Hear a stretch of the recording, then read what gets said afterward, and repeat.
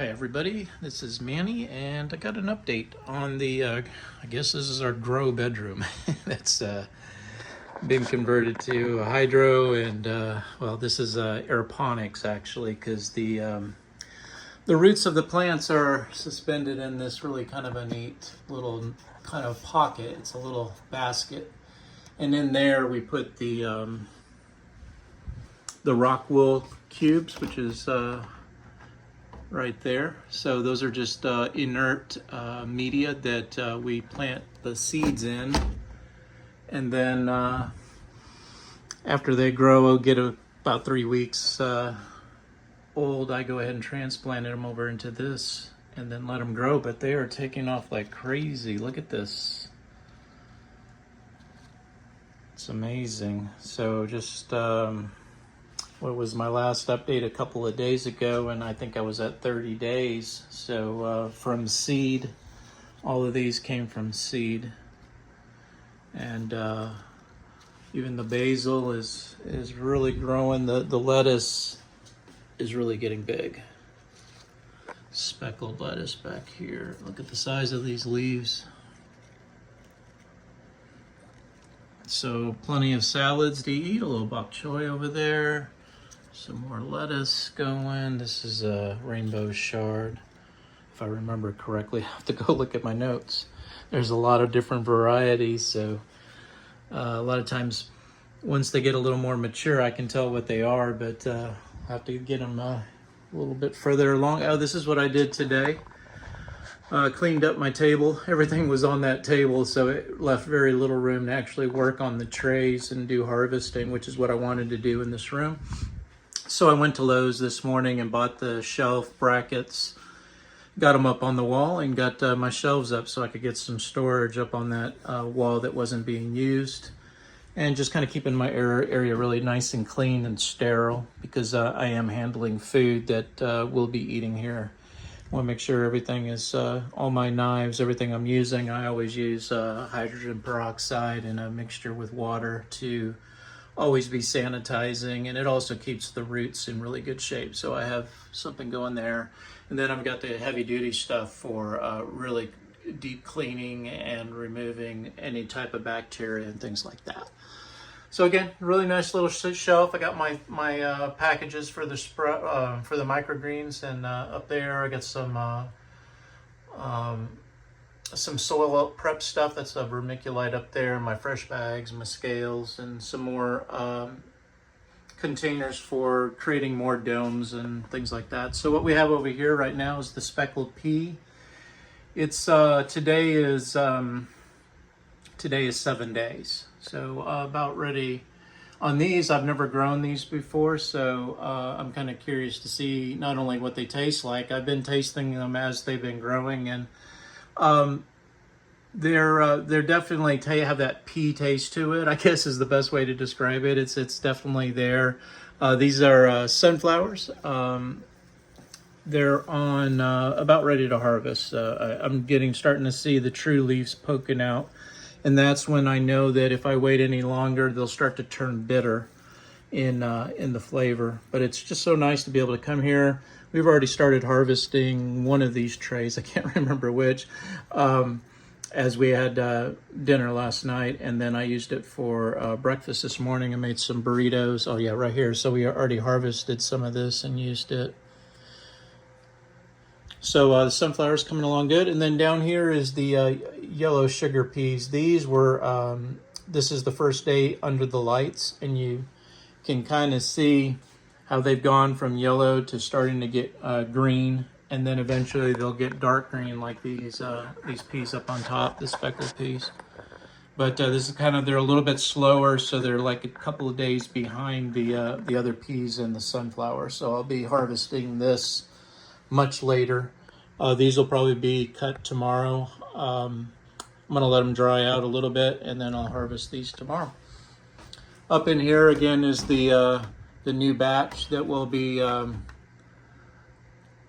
adding to the tower here in a few weeks, as I decide which plants I'm going to keep in the tower. Some of these are like marigolds. I'll be transferring them outside for partner plants with the tomatoes that I have outside, the jalapenos, strawberries, things like that that I'm growing out on the patio. This is the new device I just set up today. This is Wi-Fi connected to my phone, so I have alarms set, and it will tell me if my pH, which is really critical on these aeroponics, that water be at the correct chemical level or balance. And I never really knew about that because I always worked in soil, and it tends to buffer whatever water you're putting into it, which is normally around here about 6.8, 7. So I've been really reading up on this, and I kind of, was told where the plants are the happiest, and I'm trying to stay within that range, right about where it is now, 5.4, 5.5. And my temperature is good at 75.9, so 76 degrees. It's nice and cool here in the house, and there's my 1260 on my parts per million on my what my nutrients look like right now. And again, I didn't want to burn anything, so just like they advised at the company that makes this Tower Garden, I wanted to make sure that I didn't burn them, because I have done that on soil plants that I grow. I over fertilize with the nitrogen, and I burn the leaves back and stunt the growth. So with aeroponics and hydro, everything's so critical because you don't have that soil buffer. If you mess up, it's an instant impact on the plant, so you got to react quickly if you see a problem. But I think everything here is very happy. Look at the size of this this leaf here. This is amazing. Some bok choy back up in here. Different varieties of lettuce. I think that's a rainbow shard, possibly. I'll have to go look at my notes. As these get bigger, I'll be able to tell exactly what they are. But again, it's my first grow indoors of most of these plants I've never grown, with the exception of maybe some herbs for the kitchen. I haven't grown anything inside like this before. So the tower is kind of a really neat environment, I guess, for these plants to grow. And with these lights connected here, it's kind of all self-contained here. I don't have to rely on the sun. I don't have to get insects on it. It's in, again, a really nice controlled environment where it appears to be growing much faster than I could grow things outside, that's for sure. And it looks like the quality and the nutrients, these are like doubled in size in the last couple of days. So I think the nutrient level, I think this is a basil, variety of basil here. Yep, smell that. So yeah, the nutrient levels are just right. They're absorbing it, and they're getting the really nice colors. Purples are coming out in a lot of them. So I think they're happy and everything's going to plan. And this little monitor will, it'll notify me by phone if there's a problem. One of the alarms will go off, and if it gets out of range, which is really nice. Got the thing up on wheels so I can rotate it. And the reason I rotate it is right now I have all the fans turned off, but I have several fans around, and to keep air movement around the, I got one up there too. To keep the air movement going around the plants, which keeps them happy, grows thick stems. What I like to do there is rotate it so that I make sure that not just one side is going to get the same pattern of air movement in it. And of course, I'm always looking out for the critters. We can get up into the soil, the gnats and things. I've got a little bug light over there, and at night when everything shuts down, they're attracted over there to that. And then of course I got the little sticky things to trap them. This is, if I remember right, this is a pepper plant right here that I'm just kind of getting sprouted there. Got a few tomatoes already popping out and getting on the vine. Lots of flowers, so this plant is going to have a lot of tomatoes. It's even growing up the side of the rail right now. I keep pruning it, but it's like a weed. It just wants to take off, which is fine. I'll just keep trimming it.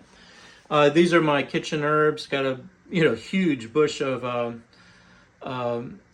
parsley, and then down there in the bottom I have oregano and some thyme back there, and the basil here I just put in a cup, and I've been fertilizing that one as well, and it's been growing great.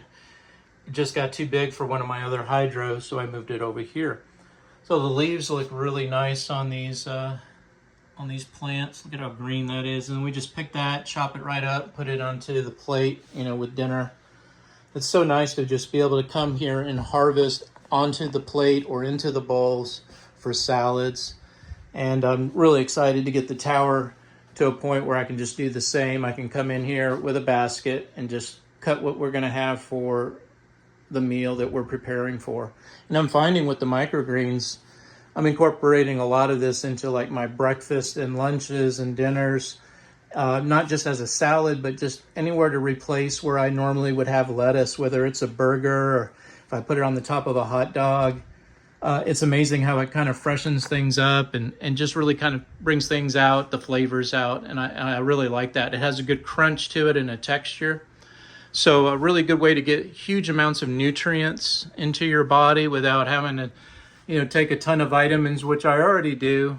Both Karen and I really take a lot of vitamins, food-based supplements, but we know that we're not going to get it from the mature vegetables that we get from the grocery store. And this is a way that we can really energize our nutrient intake and do it in a way that's fun. We grow it. We know where it's coming from. We're not creating a carbon footprint. On average, the vegetables in your local grocery store travel 1,500 miles. And not only is that bad for, you know, the environment, but just think about how long those vegetables are traveling before they even make it into the store. And they say about 95% of the nutrients are lost after they're cut in 3 days. That's it. So after the third day at the farm, it's not even out of the country yet, and it's still going to be traveling to your local grocery store. By then, there's not a whole lot there that you're going to be able to enjoy because it's going to sit maybe in your refrigerator for a couple of days as well. So I've been, you know, again, reading about a lot of this stuff. I know it because I have grown a lot of food, and I always feel like food that I grow myself organically with good filtered water, no chemicals, it always tastes better. You know, I mean, yeah, I can get some expensive stuff at Whole Foods, but it's still just, it's not the same. It doesn't have that big pop when you put it in your mouth. It doesn't have the heavy crunch. And again, I think it's just because we can get it so fresh in the backyard. And now I'm going to be able to do that inside. So anyway, hope you enjoyed watching. Again, this is a new thing for me. I just built this rack. I hadn't showed that on a video, but it's got some fans, kind of connected them up so it blows air, keeps mold or any kind of moisture issues down because we're keeping air movement through this thick canopy of stems. You want to keep that air moving through it, so that's why we have those fans going. And then that just keeps everything happy. I've got lights all up, obviously, underneath the shelves, so that's what's providing the growth for them, the sunlight. And they're LED, so they don't require a lot of electricity. I already had the rack in my garage, so I have a bunch of these that I use to store bins on. And I saw on the videos online that a lot of people were using these with the 10-20 trays, the shallow trays. These trays are neat because it's a tray. The green tray has holes in it, and those are the roots right there. And then this is a solid tray underneath. And then I pour water inside of here, and that's it waters from underneath. That way we don't create any mold or any kind of, again, moisture problem on the top. We let it absorb from the bottom what it needs, and that works out pretty good. So again, thanks for watching, and I'll talk to you guys later.